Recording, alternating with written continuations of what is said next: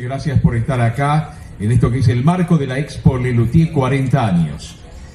Hoy tenemos esta mesa redonda y el tema es Cuando el quinteto fue sexteto. Vamos a recibir en esta tarde con un fuerte aplauso a Ernesto Acher, ex integrante de Lelutier.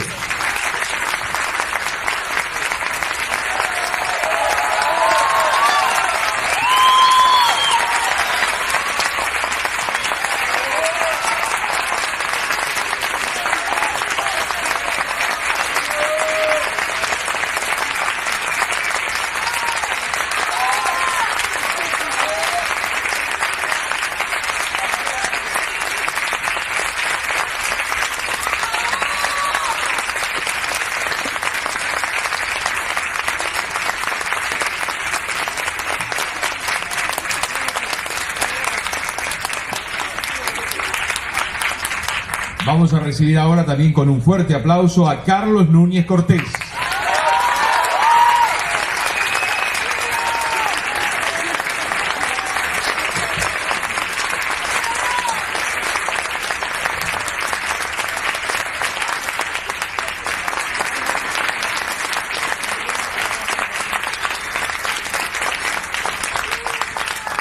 Y ahora recibimos a Juan Miguel Vargas Eguinoa, profesor y director teatral, director y fundador del grupo de investigación teatral HIT, ferviente admirador y estudioso de la obra de Lelutier desde su nacimiento, el nacimiento de él. Lo recibimos con un fuerte aplauso.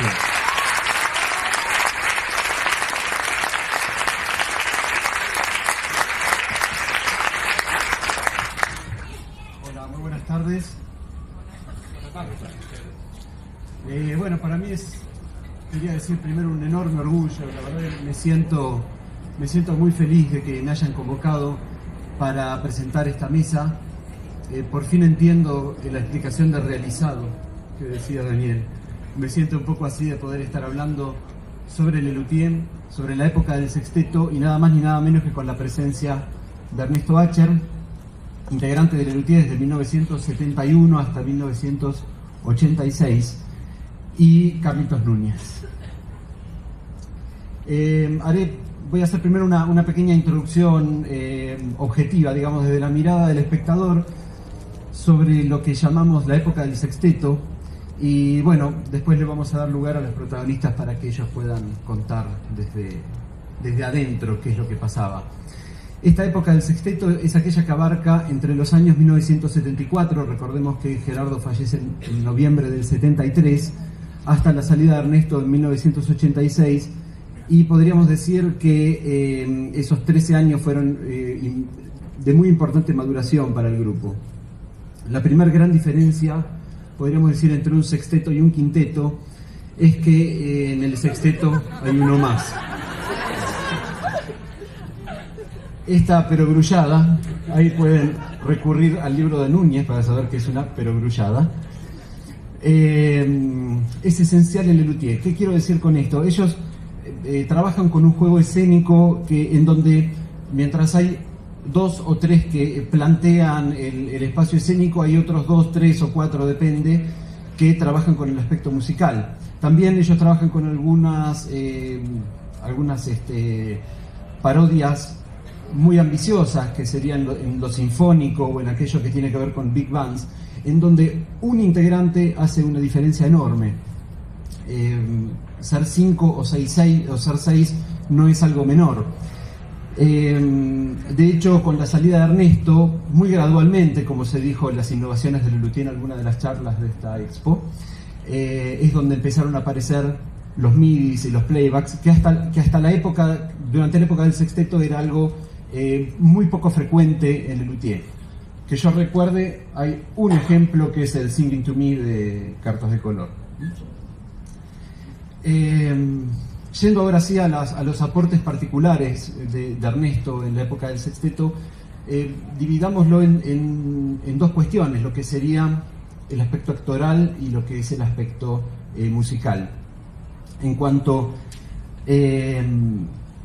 a lo actoral, primero, recordemos que Ernesto entra a Lelutier como reemplazo de Marcos, que era hasta el momento el único que que tenía un desempeño específicamente teatral. Recordemos en una de las charlas también de esta expo cuando Carlos López Pucho explicaba este poco espacio que ellos tenían en el escenario, cómo el grupo fue creciendo escénicamente a medida que los espacios se agrandaban.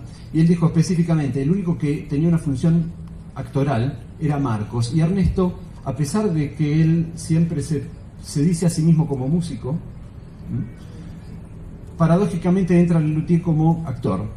Y hubo una prueba piloto en Rosario, donde él representa el papel realiza el gag del bandoneón que no funciona en pieza de forma de tango, en donde es un gag exclusivamente teatral y de humor visual.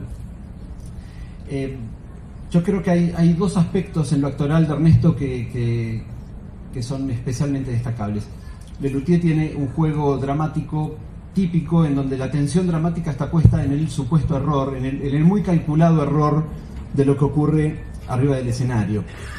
Entonces, mientras hay uno, dos o tres que trabajan con el error, partituras que se pierden, letras que se olvidan, distracciones o lo que fuere, el resto está trabajando sobre la necesidad de disimular el error justamente para que ese error sea más notorio. Y siempre yo pensé que, para mi gusto, aquellos que mejor trabajan o con más naturalidad trabajan esta cuestión del manejo del disimular el error, ese rol, han sido López Pucho y Ernesto, que siempre ha tenido como un derroche de sutilezas que hacen aún más cómico y más agradable ese error que los actores están planteando. Y bueno, y después, por supuesto, también personajes...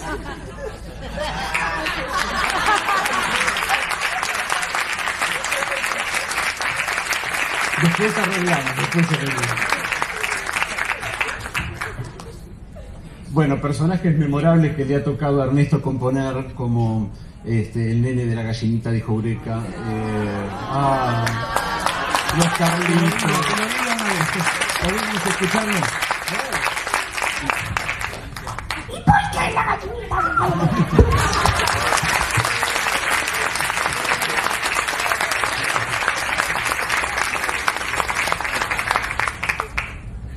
Bien, yo pensé que el aplauso iba a ser cuando diga Don Rodrigo.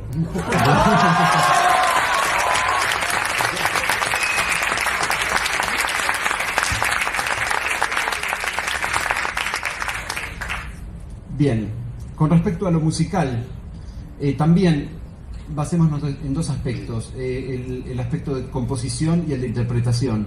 En cuanto a la composición, realmente, por lo menos esto objetivamente desde el lugar de público, creo que a Lelutier la presencia o la ausencia de Ernesto no ha modificado nada por la solvencia de los otros tres luthier que componen música. Más allá de que uno sabe de algunas partituras memorables compuestas por Ernesto, como Teresa y el Oso o como Todos los Jazz.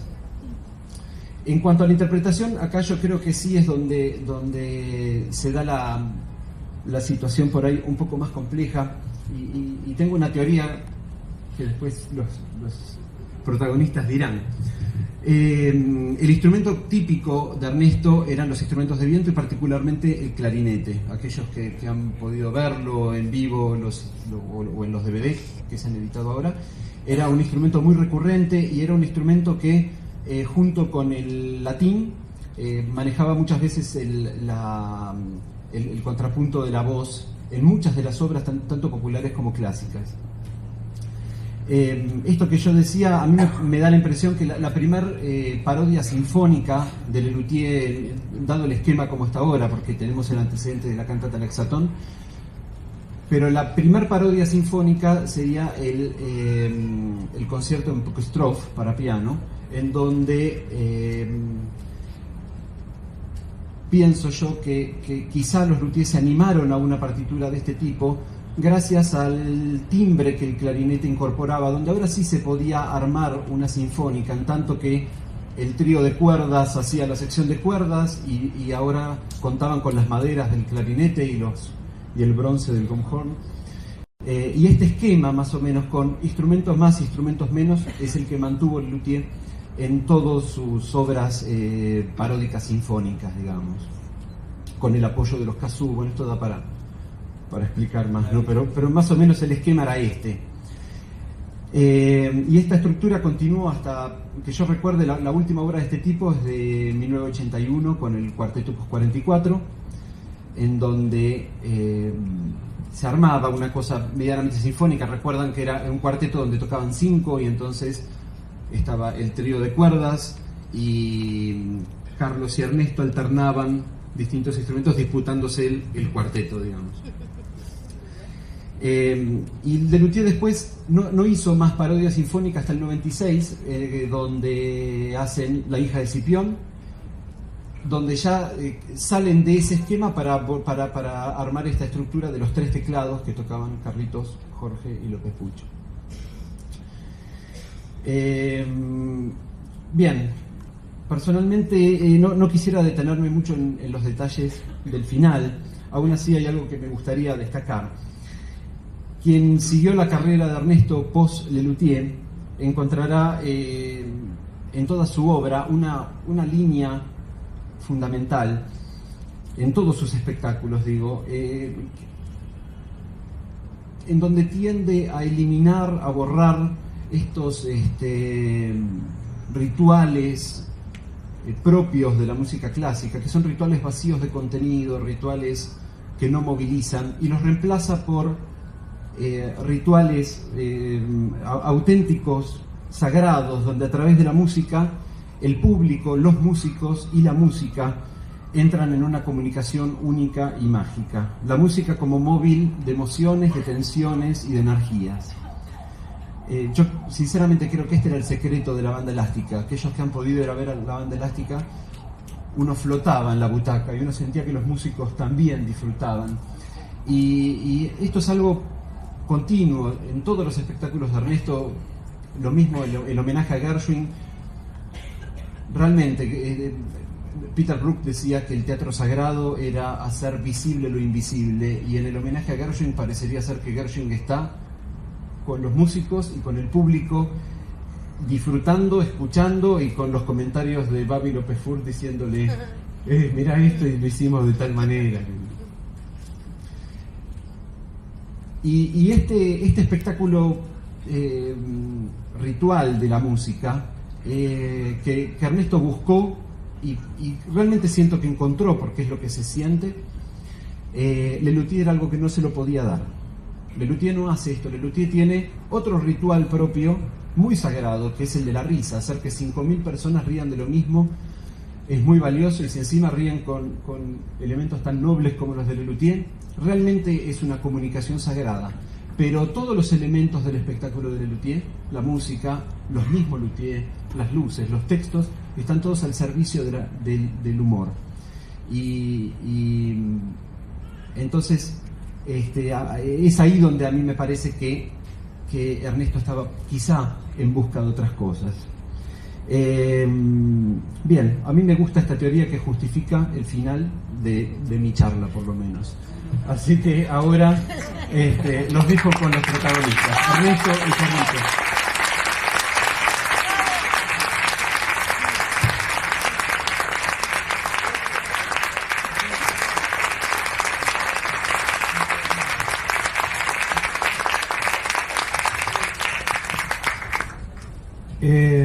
Rompo el hielo, abro el fuego, no sé cómo se dice. Alguien me corrigió el otro día. Yo le tomé una prueba a este señor cuando me dijeron, vino Marcos y me dice, mira, probá a este chico a ver si camina, no camina. Si chico puede. Era un eufemismo, claro. Ya en ese entonces. Ya está viejo. Le tomé la prueba para ver que... En Paseo Colón. Sí, en Paseo Colón, a ver si cantaba, si leía, si tocaba. Hizo absolutamente de todo, se paseó por todos los instrumentos, cantó, leyó, todo. Todo mal, claro. Claro, entonces yo le dije, pero ¿cómo sabés tantas cosas de teatro, de música, lees, tocás todos los instrumentos? Y me dijo, es que estudié arquitectura. Sí. Bueno, entonces ahí me expliqué algunas cosas. Muchos años después, una querida amiga pianista me llevó a una entrevista con un gran maestro que fue Roberto Camaño, y para que estudiara con él, y entonces yo le llevé obras mías. Entonces Camaño me citó la semana siguiente y dijo, muy interesante, dígame usted, ¿dónde estudió forma? Y le digo, en arquitectura. Pero eso no fue todo. Después, yo le expliqué por qué, porque los conceptos básicos son los mismos. Dice, ¿pero dónde aprendió orquestación? En Lelutier. No, pero no es broma, no es broma. Yo siempre digo que el mejor curso que pude haber tenido de orquestación fue la experiencia de Lelutier, porque trabajar con los instrumentos informales no había libro para eso.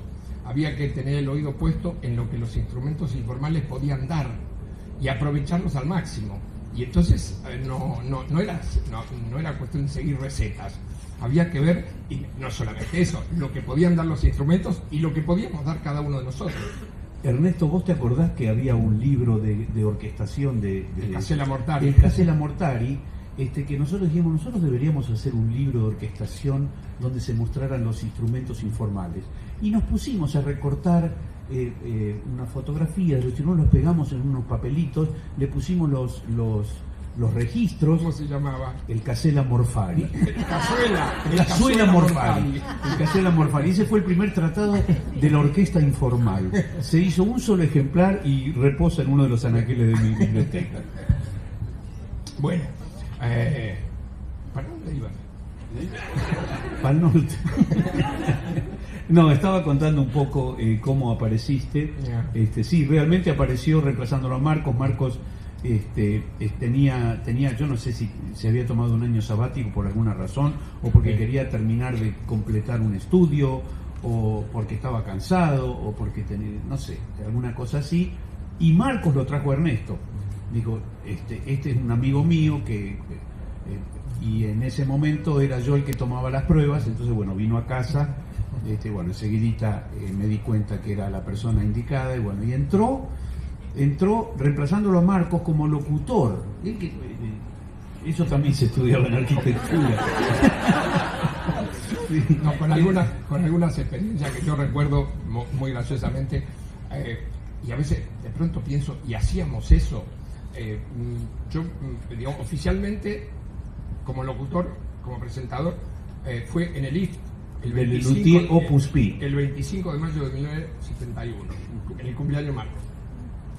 Y hacíamos cosas como los noticieros cinematográficos, sin amplificación. Había que gritar. Y con un IF bastante colmadito.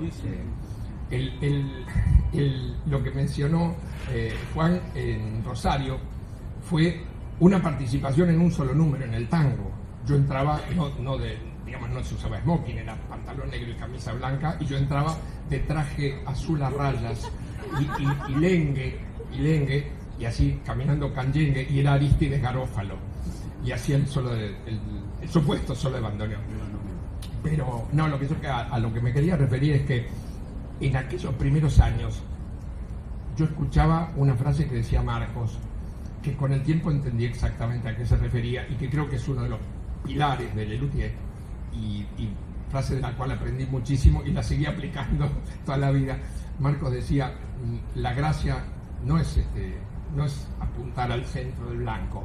Dice, primero tirar la flecha y después le pintamos el blanco alrededor.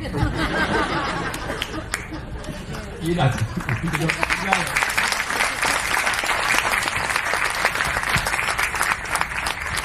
Y yo creo que eso fue una de las tantas genialidades que fundaron Lelutier, porque aprovechábamos al máximo lo que podíamos. Era como una exageración de nosotros mismos, y nunca nos pedíamos más de lo que podíamos dar. Entonces se veía bonito en lo actoral, en lo musical, en lo instrumental, en todo. Pero sigo pensando que la experiencia desde el punto de vista musical, la experiencia de componer y de arreglar con los tachos, como digo yo, había que componer con tachos, con instrumentos que daban pocas notas de la escala, por ejemplo, y arreglarse con eso y hacer cosas creíbles. Eso fue una experiencia para mí irreemplazable. No hay curso ni libro de orquestación que pueda reemplazar eso. La verdad que cuando el primero que empezó a escribir fue Gerardo Massana, Gerardo Massana fue el que se animó a escribir la primera partitura, donde en los pentagramas se podía leer contra chitarrone da gamba, tubófono, bagpipe y demás, que era una partitura realmente increíble, ¿no?, para instrumentos que inventábamos nosotros mismos. En realidad que había inventado él. El asunto fue que cuando entró Ernesto, la única partitura de jazz que estaba tocándose en ese momento era una especie de blues que nosotros llamamos blues de Tarzán, donde no había nada escrito. Nos poníamos a improvisar más o menos sobre el Tin Roof Blues, sobre el blues de los techos de lata. Sobre eso tocábamos con el tubófono, los kazúes, los yerbomatófonos, Gerardo tocaba con el basspipe y demás. Y cuando entró Ernesto en el 71, él venía ya con un embale, con el jazz, tocaba el clarinete, tocaba la trompeta, tocaba el piano, muy bien tocaba el piano. Entonces entró y nos escuchó un día tocando eso, que era una cosa amorfa, que cualquier cosa era, ¿no? Era nuestra versión del jazz. Y entonces su primer aporte al grupo fue: ¿me dejan escribir una obra de jazz? ¿Pero cómo escribir una obra de jazz? No, el jazz lo improvisamos. No, a mí me gustaría escribir una obra, repartir pentagramas y que cada uno se estudie su parte. ¿Pero se puede hacer eso? Sí, claro que se puede. Y entonces escribió el Tristezas de Manuela o Manuela's Blues, ¿no?, que fue la primera obra de jazz en serio que tocó Lelutier, ¿no?, debido a la pluma de Ernesto. A nosotros nos gustó tanto esa partitura, la tocábamos con tanta fruición, con tanto embale, con tanto swing, que la usábamos de latiguillo o de bis cada vez que queríamos enfervorizar o levantar al público de su butaca. Porque además empezaba como un blues de 12 compases, pero casi hacia el final iba al doble tiempo, donde Ernesto hacía un solo sensacional con la bocineta esa, con la bocina grande de gramófono, con el sonido jungle de kazoo, y la gente deliraba. Bueno, durante muchos años el Manuela's Blues formó parte de los bises del espectáculo. Y en algún caso fue, perdón, estoy un poquito afónico, y yo no sé si te acordás. Eso de cantar jungle. Sí, de entonces. Una vez fue usado como recurso de emergencia. No sé si vos te acordás. En el año 73 hacíamos temporada en el Teatro La Salle, el viejo La Salle, y el espectáculo terminaba con una broma al rock, que era el rock del amor y la paz, Bolivia. Y entonces tocábamos una cosa rock así, y el sonidista era Marcos. Y entonces hacíamos Marcos Musto. Sí. Que parecía que se rompía la amplificación, entonces Marcos iba y golpeaba en el equipo, y entonces dale, entonces golpeaba, y de pronto salía la voz de José María Muñoz relatando un partido de fútbol, y pasaban diferentes cosas, y de pronto era como si se hubieran conectado a una radio, y de pronto aparecía el Aleluya de Händel, y entonces nosotros cruzábamos un rock contra el Aleluya de Händel al mismo tiempo. Y esto todavía andaba bastante bien, yo era medio chanta, pero bueno, pero por supuesto, el Aleluya, todo era una cinta grabada. Entonces una noche en el La Salle, en el momento en que Marcos va y golpea y tienen que largar la cinta, nada.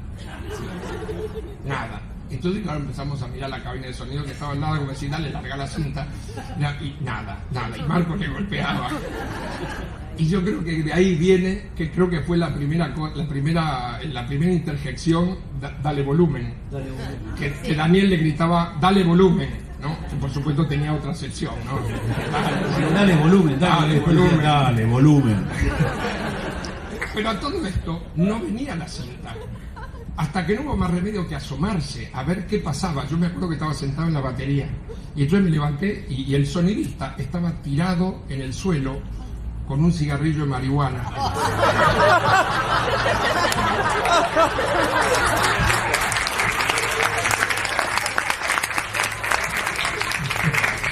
Y entonces la desesperación, volví al escenario y dije, muchachos, Manuelas Blues. Y zafamos con eso, porque realmente, digamos, la gente terminaba muy arriba, pero si no, no sé cómo hubiéramos salido de ese pantano.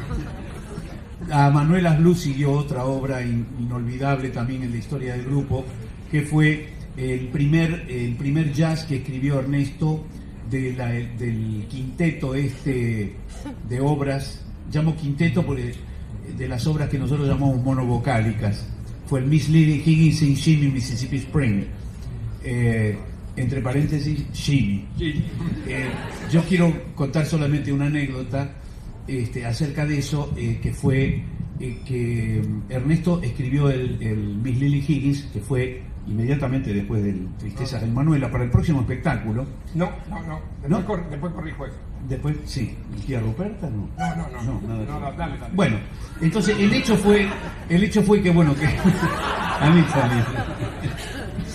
El hecho fue que se hizo el Miss Lily Higgins y bueno, encantadísimos todo. Bueno, al año siguiente o a los 2 años, creo que al año, porque en ese momento hacíamos un espectáculo por año. Era un derroche, escribíamos, pero como salvajes, ¿no? Ahora hacemos uno cada 3 años y nos cuesta, ¿no? Bueno, pero en ese momento, cada año tirábamos todo y volvíamos a hacer otra cosa totalmente distinta. Así pasaron el recital 72, el recital 73, el 74, el 75, y después del 75 apareció el primero con nombre propio, que fue Más Tropiero que Nunca. Sí. No, Viejos Fracasos, que ya fue la primera antología del grupo. El asunto fue que para el 73, más o menos 74, empezaron a aparecer las obras de jazz con títulos monovocálicos. Al Miss Lily Higgins le siguió el Dr. Bob Gordon, creo. Dr. Bob Gordon, Shops, Hot Dog from Boston. Después siguió el Papa Garland, Had a Hat, Anna Jazz, Banana Mat, Anna Black Hat Cat, Rag. Cada uno tenía entre paréntesis, el primero era Jimmy, el segundo el Dr. Bob Gordon era Foxtrot, el Papa Garland era Rag, y después vino el cuarto y último, según Ernesto, que fue el Pepper Clement Send the Messenger, Nevertheless the Reverend left the herd. Entre paréntesis, 10 Step. Como no encontrábamos un título, él no encontraba, todos los títulos los inventaba él. Como no encontraba un título con E en jazz, recurrió a una cosa que se llamaba One Step. Y claro, entonces le puso 10 Step en lugar de 1, 10. Y zafó. Y después vino y me dijo, mira, cuando vino a escribir la quinta obra, me dijo, mira, ya vamos a inventarle otro nombre, porque ya con la U no se puede. ¿Cómo que no se puede? Escuchame, hicimos 4 títulos con letras, con monovocálicos, ¿cómo no vamos a escribir un quinto? Entonces me dice, ¿sabes lo que pasa? Que en inglés la U suena como U unas veces, U otras veces, como A otras veces, como E. Es muy absurdo, es muy difícil. Entonces yo le dije, Ernesto, si yo te encuentro un título con la U y que suene todo con U, ¿vos se lo ponés? Digo, y entonces como en esas películas de los investigadores que están peleados con el jefe, que dicen, le doy 24 horas para resolver el caso, ¿no? Y todos estamos así, ¿no? Entonces me dice, te doy 24 horas. Y entonces casé el diccionario de inglés y me lo leí todo. Sí. Me agarró una indigestión de Shakespeare. Terrible. Para los que se preguntan por qué Carlitos es así, bueno, una de las razones. A partir de ese día me llamaron el loco. No, y entonces le traje el Truthful Lulu Pulse Trusulus, que está escrito con U y suena con U, limpito, pero no encontraba el género. Entonces le dije, ¿me permitís una sola transgresión? Sí. ¿Le podemos quitar la E? Sí. Entonces le pusimos blues.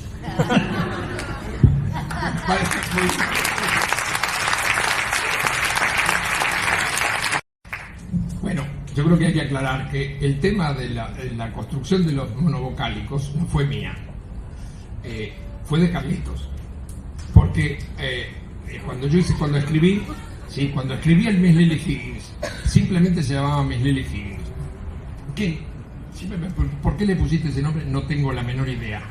Pero él dijo, ¿por qué no lo hacemos más largo y todo con I? Y ahí empezó el tema de los monovocales. Pero lo escribiste. Sí, también. Y después, cuando seguían los otros temas, me decía, ojo, vamos a vocales. Entonces yo le tiraba una vocal y ahí, pero lo hicimos juntos. Pero quería contar la historia de Lily Higgins, porque Lily Higgins no fue escrita para un espectáculo. No, el Lily Higgins se escribió para el tercer disco. Cuando estábamos haciendo el tercer disco, en Vida del Flaco, se grabó La Marcha, se grabó La Bossa Nostra, y faltaba material, entonces dije, yo voy a escribir una obra de jazz. Y entonces, aprovechando que era para disco, escribí una obrita que le pusimos Miss Lily Higgins, y si mal no recuerdo, en el disco figura solo Miss Lily Higgins, eso no me acuerdo. Pero aproveché que estábamos en disco, entonces la escribí para 15 instrumentos o 16 instrumentos, entonces hacíamos playback, y había trío de tubófonos, había 3 trompetas, y así. Y bueno, y sonó fantástico, y que fue la primera versión con las letras de Marcos. Papa Batata, claro, que para los que se recuerdan, la letra dice todas palabras en castellano. Un querido amigo mío, también fan del pie y que venía a todos los espectáculos, Ricky, tardó como 3 años. Un día él escuchaba eso y creía que era scat. Entonces le digo, sí, boludo, son palabras en castellano. Me dice, no te puedo creer, pero escuchalo, tómelo. Y la verdad que había salido lindísimo, precioso. Y era el año siguiente, cuando hicimos el show 74, sí. ¿Y qué ponemos de jazz? Y entonces fue cuando hicimos lo reescribí y la escribí para sexteto. Y entonces tocábamos los 6, Marcos y yo en gomhorns, que fue la única vez que se usaron dos gomhorns en un número, y salía fantástico. Sí. Que después se volvió a usar en Viejo Fracaso, sí, que era la apertura de Viejo Fracaso. Eso. Bueno, después vino Bob Gordon, sí, con ese final maravilloso en Dixieland. Sí, en el disco. En el disco hay un detalle muy lindo.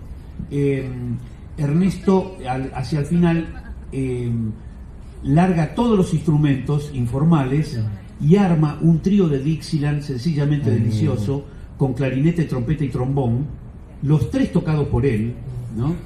Y un pianista que no era yo. ¿Quién era el pianista? Juan Carlos Sirigliano. Sirigliano, que Mojarra Fernández en bajo y el zurdo en batería. Terrible, y el zurdo Reiner en batería. Así hay una especie de quinteto raro ahí, o sexteto, pero de 3 personas, ¿no? Porque 3 instrumentos lo tocó él. Pero al final había un break, ¿no? Y así, chin, chin, pam, pam, terminaba. Entonces se escribió un break. Él escribió un break con todo escrito musicalmente, con distintos instrumentos. Y se nos ocurrió, a él se le ocurrió tocar cada nota de ese break con un instrumento distinto. Pero claro, tocar eso, hacer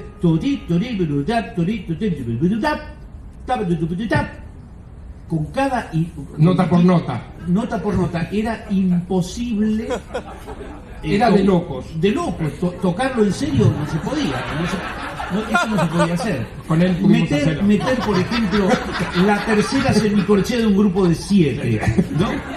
Entonces, estuvimos ahí dándole vueltas, pero ¿cómo lo podemos hacer?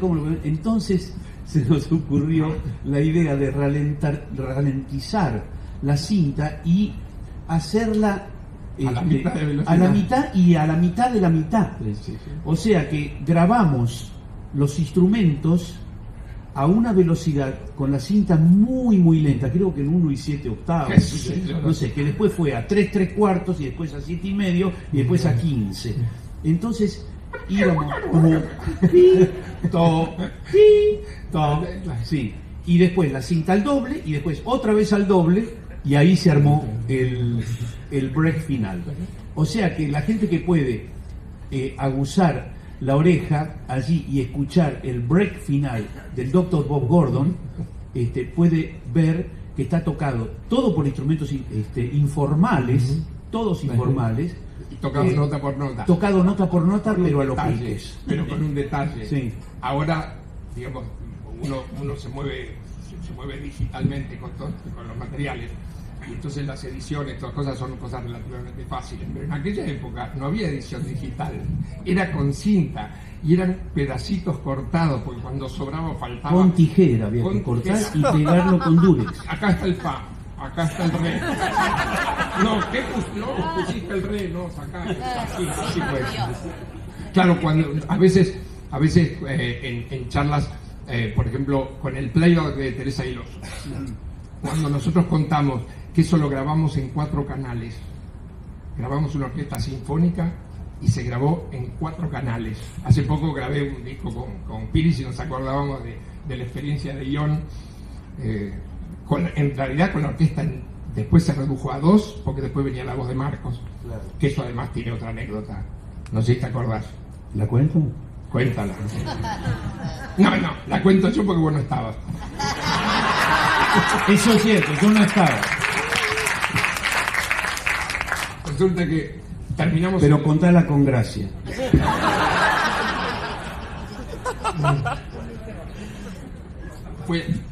La experiencia de Teresa Iloso fue realmente maravillosa.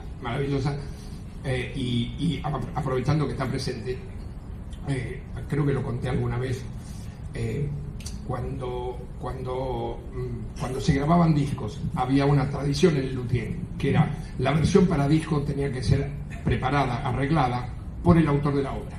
Entonces eso se cumplía invariablemente en todas las pasadas a disco.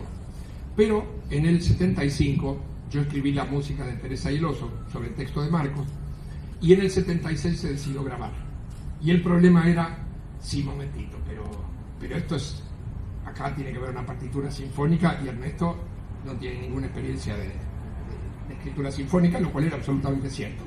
Entonces, bueno, se discutió, se habló, que yo me quedé en el molde, y entonces se decidió que la escribiera Pucho, que era el que realmente tenía la experiencia y los conocimientos para hacerlo. Y cosa que a mí también me alivió, porque a mí me aterraba esta cuestión de escribir en ese tamaño. Y entonces Pucho, cuando se decidió que él era el responsable de la escritura de Teresa Iloso, dijo, bueno, ¿yo puedo elegir colaboradores? Entonces le dijo que sí. Entonces le dijo, bueno, Ernesto, andá y escribíla. Pero la dirigió Pucho. Claro, y eso fue un aval, para mí fue un aval importantísimo, y además yo iba escribiendo y lo iba corrigiendo con él, y le iba presentando las cosas, y digamos, hace una cosa de feedback muy importante. Y después la grabación la dirigió Pucho, y la verdad que fue un trabajo fantástico. Terminamos el playback, todo fantástico. Me acuerdo que nos habíamos juntado en casa y estábamos enloquecidos. Terminamos la mezcla en el estudio. Bueno, está todo listo. Y como sabíamos que teníamos como, no sé, 4 horas o 6 horas de grabación, y nos juntamos con Pucho a terminar la mezcla y hacer la copia final pasado a 2 canales, a estéreo, y dejando el lugar para que Marcos viniera a poner el texto. Oh, fantástico. En el primer turno terminamos el playback y vino Marcos para poner la voz. Y entonces, por supuesto, Marcos, habíamos previsto como 2 horas para que Marcos pusiera los textos. Marcos escuchó el playback una sola vez y lo puso de una, así, enterito. Entonces, claro, sobraba como 1 hora y media. Estamos ahí, que después de esa hora y media llegaban el resto para que les mostráramos Teresa Iloso terminado. Entonces estábamos ahí, no sabíamos qué hacer, aburridos. Entonces Marco dice, ¿puedo hacer otra versión? Entonces dijimos, ¿qué querés hacer? ¿Me dejan hacer otra toma? Bueno, entonces después se sentó, escribió un rato así. Ojo con lo que vas a decir. Sí. Y entonces hizo otra toma y pidió por favor que le hiciéramos escuchar eso a los compañeros que llegaban. Y entonces empezaba el texto de Teresa Iloso, una fría mañana en el bosque, todo viento. Y en un momento dado había uno de los animales, decía, no me acuerdo, le tenía que decir, no me acuerdo exactamente, pero supongo que tenía que decirle tonto. Pero en la versión imbécil. Entonces El primer quiebre, te lo voy a recordar, a ver, que no está en la versión. no, claro. Se acercó el gansito y le dijo a la princesa: "Ma finíscela con el duque". Ese fue el primer quiebre. Las caras de los otros no habrán puesto esto en la versión. Y lo peor es que después desembocaba en una versión porno. Era tan maquiavélico fue la preparación que hasta la mitad de Teresa y el oso coincidían las dos versiones. ¿Eso qué significaba? Que nosotros estábamos todos sentados allí con una emoción, nos brotaban las lágrimas de estar escuchando la primera versión mundial de Teresa y el oso. Estábamos con una emoción maravillosa, sintiendo así hasta la mitad, dura 20 minutos la obra. Entonces, nos hicieron, o sea, como se dice en porteño, compramos todo, ¿no? Y a los 10 minutos, de pronto Marcos dice: "Ma finíscela con el duque". Y a continuación de ahí, los tres gansos mansos dicen unas cosas, empiezan a decir unas cosas terribles. Que eso empieza a degradarse. Como nosotros. Sí, sí, y a sufrir un creyendo, un creyendo de mal gusto, de escatología. Terminaba como 15X teniendo. Sí, ya era una cosa terrible. Y bueno, las carcajadas y los gritos y qué sé yo qué. Bueno, No existe esa versión, ¿eh? Se destruye. no está a la venta, no está a la venta.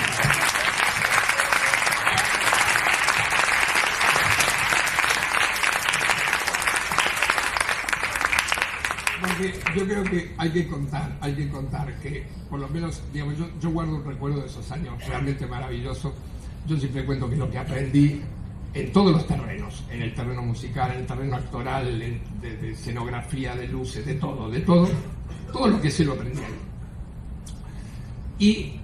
Y por supuesto también de lo que aprendí fue de las bromas. Fueron años de muchas bromas. Habría que un día sentarse a escribir el capítulo de las maldades internas. Claro, porque había bromas de toda especie. Había una sola regla que creo que siempre supimos respetar, que no importa la magnitud de la broma que se hiciera, el público no se tenía que enterar.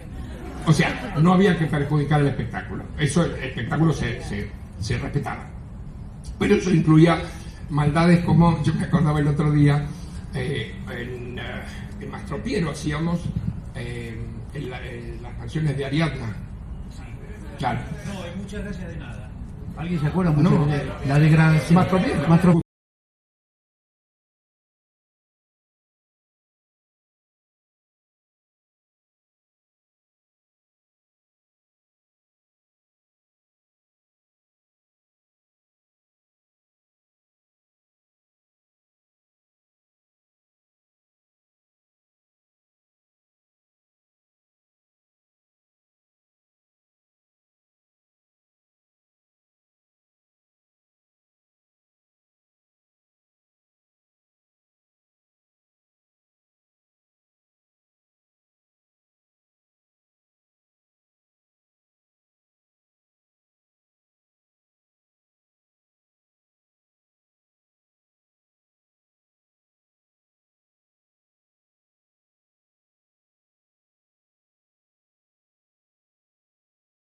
Para tomar el corno y atacar, porque Carlitos atacaba ahí y se prendía la luz y empezaba la otra cosa. Y agarro, emboco, y cuando meto la mano dentro del pabellón había una banana.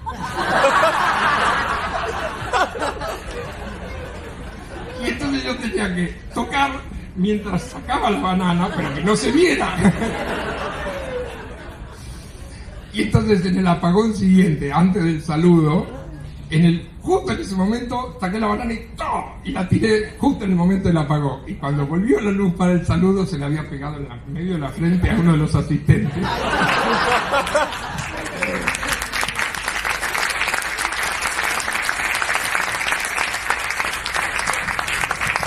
Una que yo le hice a Ernesto, me acuerdo. Me arrepiento un poquito ahora, pero...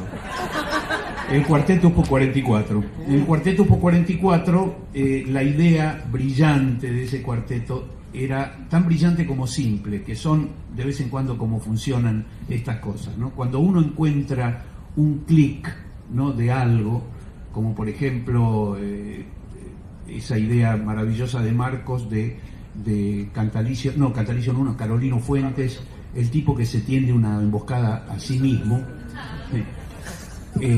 A partir de ahí los chistes surgen prácticamente solos, pero la genialidad consiste en descubrir primero esa primera idea primigenia que da origen a todo lo demás. En el Cuarteto Opus 44 la idea maravillosa era que se anunciaba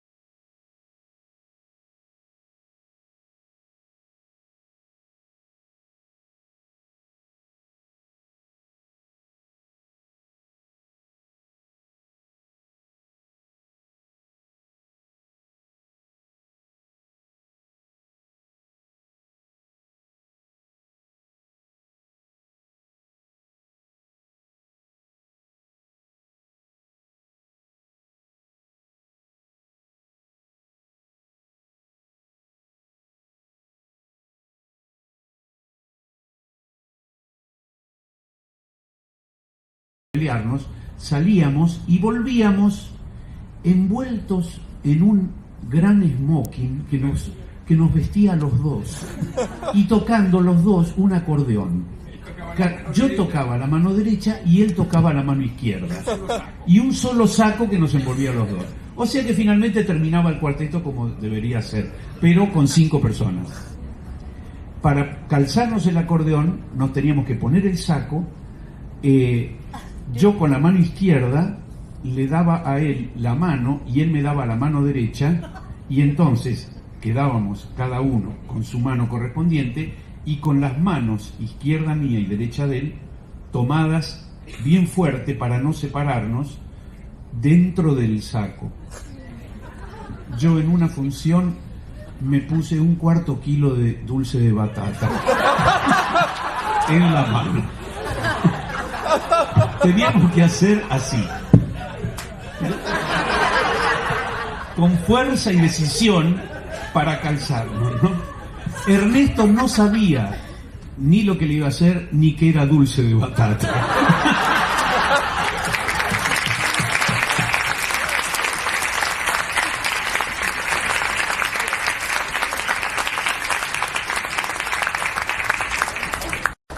Yo también tengo para contar. Por ejemplo, hacíamos un número en Mastopino también, en Casti, la reina del salud. Sí, Mastopino.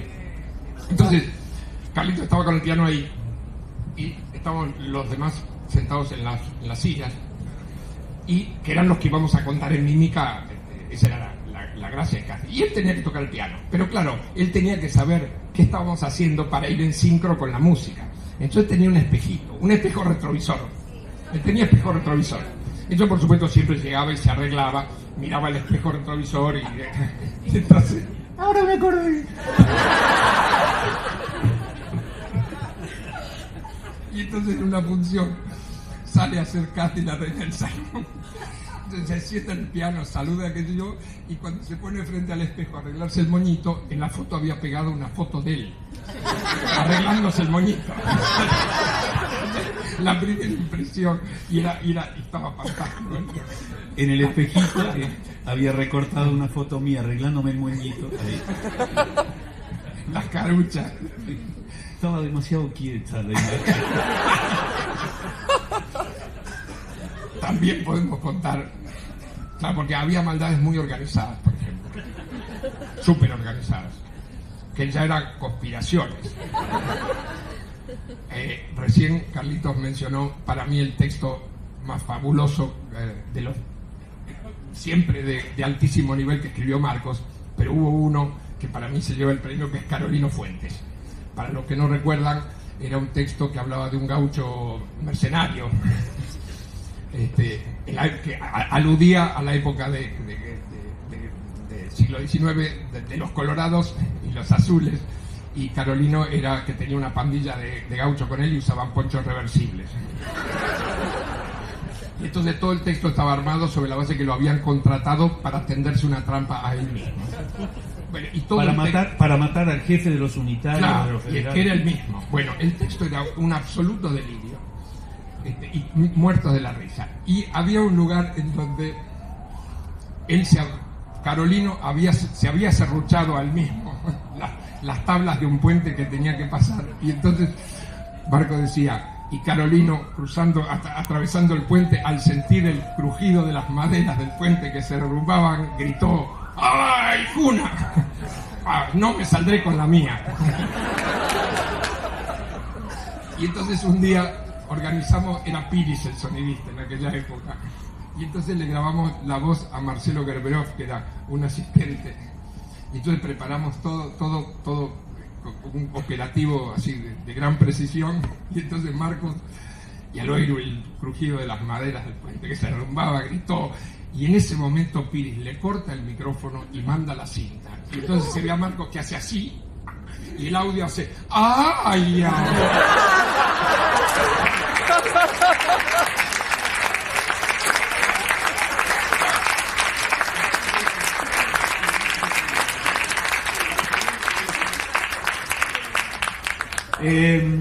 Yo quisiera saber ahora, bueno, supongo que sí, si podemos dar un poquito de luz de sala. Ernesto va a responder preguntas que tenga ganas la gente de hacerle, algunas dudas, algunas cosas.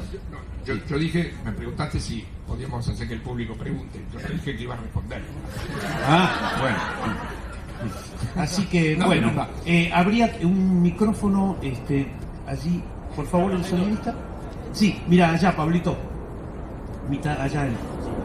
Por favor, hablen con micrófono, así escuchamos todos. Bueno, gracias Ernesto por estar, y yo creo que estamos viviendo un milagro. Todos los admiradores de Lelutier no creíamos. El milagro de haber llegado hasta allá y poder hablar. Bueno, Y sobre todo poder acordarnos de cosas.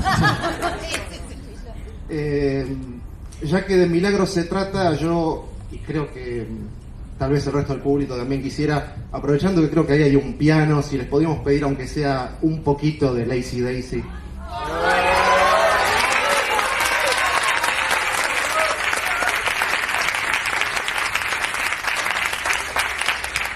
Muy agradecido, pero hay varios inconvenientes.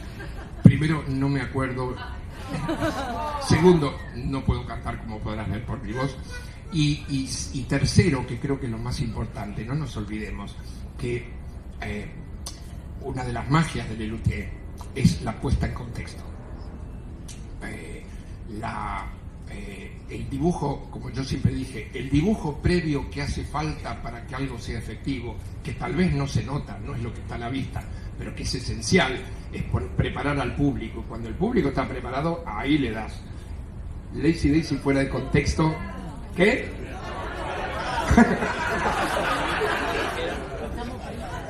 Con mucho gusto, de cualquier cosa. Muchas gracias.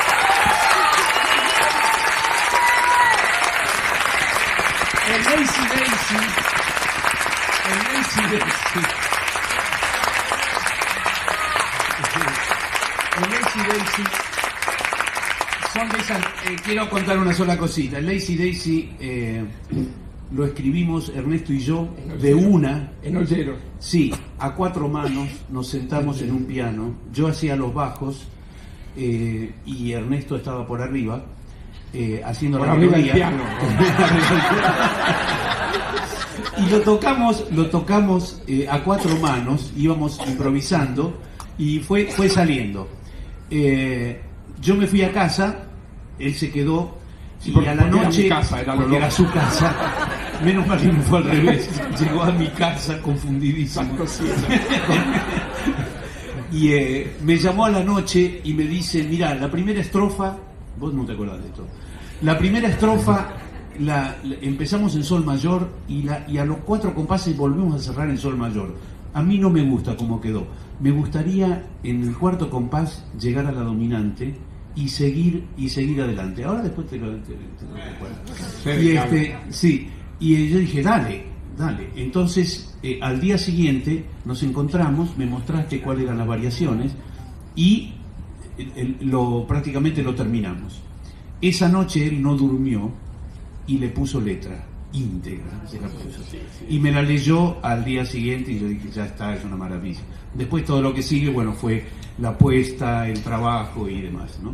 Y estábamos tan nerviosos el día del estreno en el Odeón, que yo no sé si vos te acordás, la versión del Lazy Daisy del estreno del Odeón es a una velocidad imposible. Estaba muy asustada, porque además era toda la mímica de los bastones y todo. No, pero recién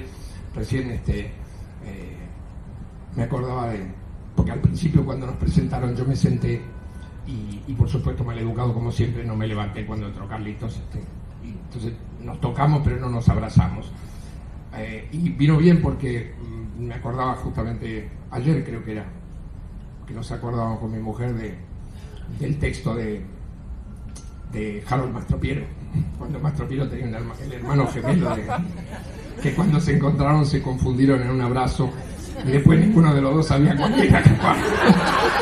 Entonces tenía miedo de confundirme con Carlitos. Seguimos con las preguntas, ¿sí? Bueno, gracias, Dios existe. Sí. Del cinema. Bueno, ¿qué tal? Yo quería hacer una pregunta que espero que no esté fuera de lugar, creo que es pregunta obligada, ¿no? Que serían las razones por las cuales dejaste Lelutier, y en realidad son 2 preguntas, y si hay alguna pequeñísima posibilidad de que vuelvan a reunirse en el sexteto alguna vez. La primera pregunta, mira, yo siempre digo que hay varias cosas para decir. La primera es que en el caso de Lelutier, que fue una especie de matrimonio múltiple, y que creo que sigue siendo, cuando se suscitan conflictos, yo creo que siempre es prudente mantener los conflictos a puertas cerradas. Las razones son muy complejas, pero creo que siempre es de caballeros no preguntar a una pareja qué le pasó. Pero además porque hubo entre nosotros, independientemente de lo doloroso que fue la partida, yo siento que fue muy dolorosa y estoy seguro que para ellos también, hubo un pacto de caballeros de que fuera privado y fuera entre nosotros. Y yo creo que eso hay que respetarlo y hay que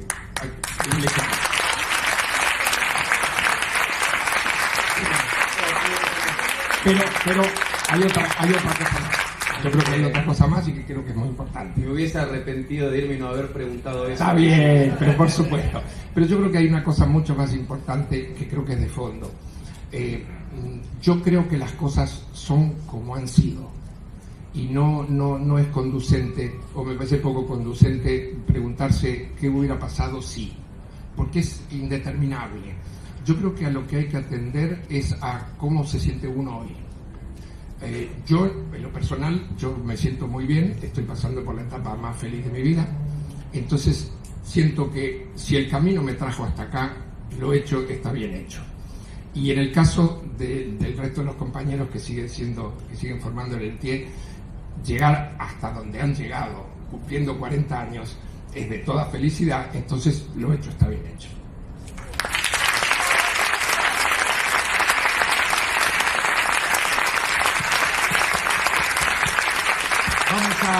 que propongo 2 o 3 preguntitas más, porque tenemos que preparar este escenario para un grupo que se va a presentar en un rato.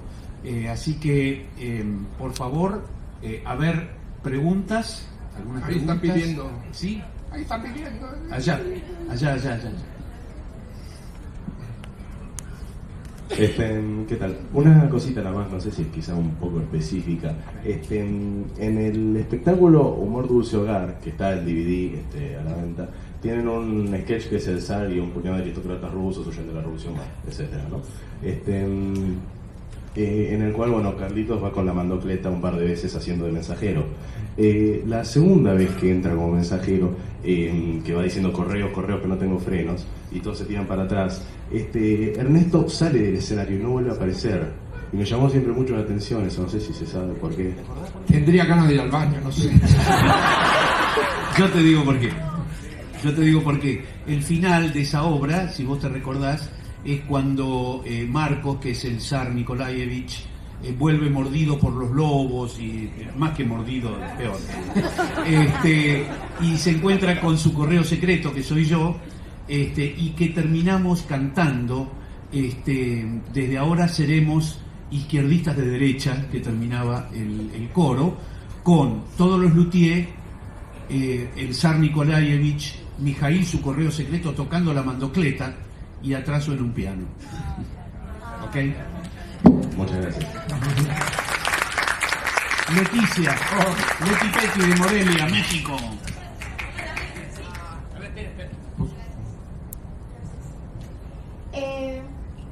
¿A quién se le ocurrió la serenata mariachi? Pues déjame que te diga. ¿A don Alfredo? ¿Acaso don Alfredo?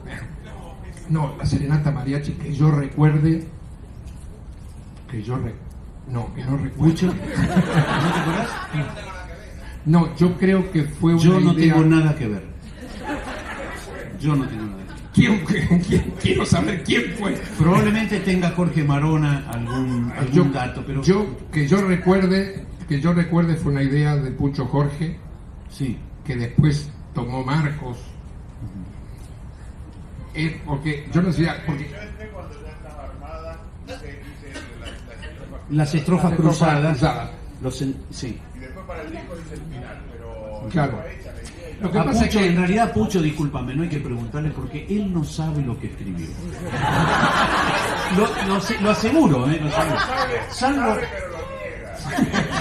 ¿Tú sabes a qué me refiero, Carlos? Sí. No, pero yo creo que hay una cosa para decir. Porque yo creo que la serenata mariachi es de una época de Lelutier en donde el tema de las autorías era muy indefinido, porque eran ideas que iban y volvían y pasaban de mano en mano y de pronto alguien aportaba una cosa y después seguía y después... Yo en algún momento estuve con la música, pero no tuve nada que ver con la letra. Yo tuve que ver por con el ejemplo. arreglo para el disco. Por ejemplo, Eso me acuerdo. Era muy indeterminado y nadie se hacía demasiado problema. El tema era siempre cómo era el producto final. Y hubo casos en donde un equipo hacía una obra y la terminaba. Y después gente que no había participado en la elaboración venía y corregía. Y si la corrección era buena, quedaba. En un hotel, en el jardín de un hotel, durante una gira, los 6 nos sentamos en una mesa y escribimos Ya el sol asomaba en el poniente. Los 6. ¿En Tamaná? No. En el Le Paradú de Punta del Este. Escribimos Ya el sol asomaba en El el Palacio de poniente. las Arañas. Los El Palacio de las Arañas. ¿Alguna otra pregunta? Así, Leandro.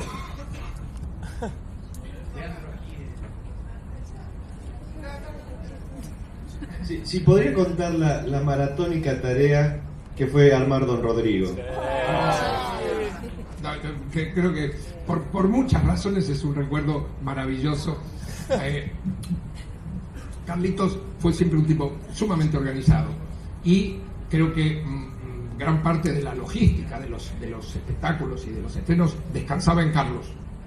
Y entonces él tenía todo organizado, la partitura, todo, y se avanzaba en los ensayos y él iba haciendo el timing de las obras, se cronometraba y todo, qué sé yo. Y entonces, bueno, después de un cierto tiempo, bueno, ya podemos hacer un RAF de cómo va a ser el espectáculo. Y el espectáculo terminaba con la visita a Wildstorm, con el ciclo de las cinematográficas. y terminaba con Visita Walton. Entonces ajustamos texto, ajustamos escena, qué sé yo, hicimos una pasada y Carlitos, cuando lo vimos a Carlitos estaba blanco como un papel y dijo, faltan 20 minutos de espectáculo. Pero le habíamos cerrado feo y veníamos de una seguidilla de espectáculos que duraban un año. O sea, teníamos todos los años el hábito de montar un nuevo espectáculo, aunque fuera, digamos, en el interior estuvo Viejo Fracaso, que era, una antología, pero que las obras tenían correcciones y tenían ajustes y nuevas versiones. O sea, se suponía que teníamos mucha cancha en evaluar en cuánto tiempo estábamos.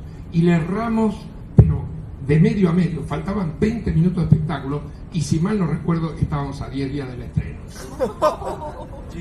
Claro, porque se suponía que cuando ya estábamos en la primera pasada RAF, estábamos muy cerquita ya de estrenar. La desesperación. Entonces, en un café, ¿no? Ya no me acuerdo, se tiraron muchas ideas y la que prendió fue la que yo propuse de un adelantado, de un español que venía en sentido contrario. O sea que en vez de haber entrado por Centroamérica y bajado, entraba por el Río de la Plata y subía. Entonces se encontraba con toda la conquista a contramano. Y entonces, bueno, sí, pero hay que explicar. Bueno, entonces se hicieron equipos de trabajo. Y el equipo fue Pucho, Jorge y yo. Y entonces... No, y Daniel, que sacaba punta a los lápices. Él siempre reivindicó eso, ¿eh? No, Él mismo. Pero no se rían, porque muchas veces había eso, que para la gente que estaba trabajando había otros que simplemente apoyaban espiritualmente o servían café, pero era importante. Y trabajamos a macha martillo en la casa de Pucho, en Pueyrredón, y entonces primero hicimos los textos, primero hicimos de las partes cantadas de Don Rodrigo y yo hacía los números intermedios y creo que lo hicimos en 3 días. No, Más por ahí. 2 días con su noche. Y sí, claro, no dormíamos. Claro, era un delirio. Y entonces y Don Rodrigo era Daniel y yo formaba parte del grupo que tocaba y hacía percusión. Y entonces empezamos las pasadas. Y el tema era que el texto de Don Rodrigo era kilométrico y tenía que ser todo de memoria. Y Daniel tropezaba con eso y estábamos bastante preocupados. Si mal no recuerdo, Marcos propuso invertir porque, digamos, y además porque por mi hábito de contar chistes y de contar chistes gallegos, digamos, tenía el sonido, la pronunciación española muy fluida y, digamos, para mí la C y la S era natural. Y cuando produjimos el cambio, ahí se armó, porque ganamos un montón. Porque Daniel dejó de estar trabado en mantener el papel y recordar un texto kilométrico y pasó a un lugar en donde realmente nos volvía locos todas las funciones. Era imbancable porque todas las noches inventaba una cosa nueva. La que muchas veces me preguntan, en el video de Mastropiero, cuando Daniel está hablando, Marcos y vos están muertos de la risa, ¿cómo lo actuaban? No, que actuaban. Porque Daniel tenía, y yo creo que lo conserva, espero que lo conserve, tenía la extrañísima habilidad de hablar en voz alta y decir cosas para el público, y por abajo, y el público no lo oía, decía los disparates más grandes. Y entonces, claro, y todas las noches lo cambiaba. Y no podíamos. Es más, tanto fue la noche de la grabación en el Coliseo, tal fue la risa y de los disparates que decía, de la barrabasada que decía Daniel por lo bajo, que Marcos se olvida, Marcos duda del texto, de lo que tiene que seguir, y yo le tengo que tirar letra. Porque realmente estábamos ahogados de la risa, no podíamos por el asunto, aquí toco yo, aquí toco. Si ustedes supieran las cosas que decía por lo bajo. Pero fue realmente una bellísima experiencia. Y creo que fue el récord de producción de una obra y nos dio los 20 minutos que nos hacían falta. Sí, los fans consideran a don Rodrigo Díaz de Carrera como una de las canciones más lindas y más recordadas de toda la historia de Lelutier. Creo que está primera en el ranking. Yo quiero cerrar ahora esta hermosa charla que tuvimos la oportunidad de tener con Ernesto. Ernesto, si querés ponerle la frutillita al postre, querés decir querés decir alguna otra cosita como para cerrar. Muchísimas gracias por la invitación, muchísimas gracias por la invitación al festejo que digamos que disfruto y gozo tanto como los que lo merecen, de verdad que son ellos. Me vine muy encantado para participar por el cariño que tengo por mi compinche de tantas aventuras y de tantos episodios, por ejemplo, salvatajes. Yo no sé si saben que un día le salvé la vida a Carlitos en el Teatro del Círculo, antes de que lo reformaran. Yo no sé si vos te acordás, estábamos en el Teatro del Círculo, ya no me acuerdo qué show era, pero estábamos de smoking, ya. De eso sí me acuerdo, y estábamos fuera del escenario en bambalinas esperando para entrar, y estábamos charlando, y de pronto Carlitos desaparece. Se oyó un ruidito, no muy fuerte el ruido, ¿no? Pero yo estaba hablando con él, y estamos en la penumbra, claro, entre bambalinas ahí, y de pronto escucho y se le había hundido el piso, y Carlitos estaba... se le había roto el piso, entonces le salvamos la vida. No sé si hice bien, pero en fin. No, muchas gracias por la invitación, muchas gracias Marcos y Pucho, muchas gracias Carlitos, un placer estar con todos ustedes y bueno, y gracias por venir.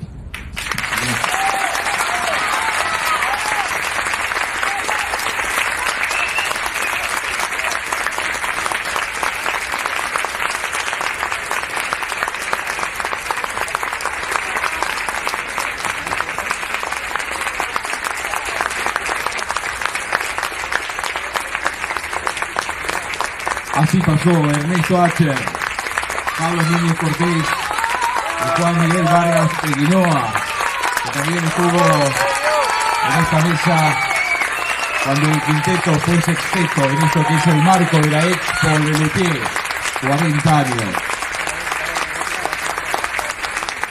Queremos contarles que debido al éxito de esta muestra, la misma se prolonga hasta el 30 de septiembre.